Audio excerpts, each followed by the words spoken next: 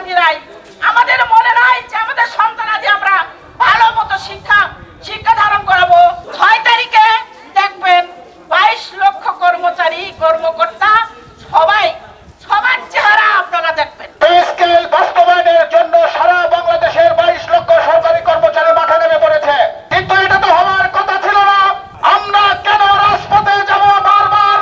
আমাদের কোনো ইচ্ছা ছিল না রাজপথে যাওয়ার, কিন্তু আমাদেরকে বাধ্য করা হয়েছে রাজপথে যাওয়ার জন্য। আপনারা জানেন এ পর্যন্ত উপদেষ্টাদের সাথে আমাদের 27টা মিটিং হয়েছে।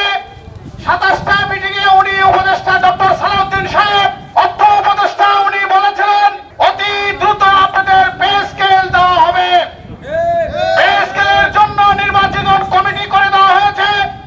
সেই কমিটি রাষ্ট্রীয় কোষাগার থেকে 87 লক্ষ টাকা নিয়ে 3 মাস সময় নিয়ে একটা পে স্কেলের বাস্তবায়ন কমিটির একটা খসড়া জারি করেছেন।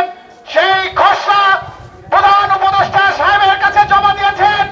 তারপরেই অর্থ উপদেষ্টা ডক্টর সালাউদ্দিন সাহেব এক সময় এসে 22 লক্ষ সরকারি কর্মচারীর হৃদয় ভেঙে দিয়ে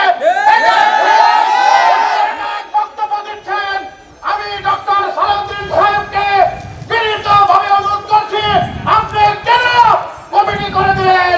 কালার এক্সপার্ট এবং মাইল্ড অন হ্যান্ডস টেকনোলজি সমৃদ্ধ অরিক্স অ্যাডভান্স ডিটারজেন্ট পাউডার আপনার লন্ড্রি এক্সপার্ট।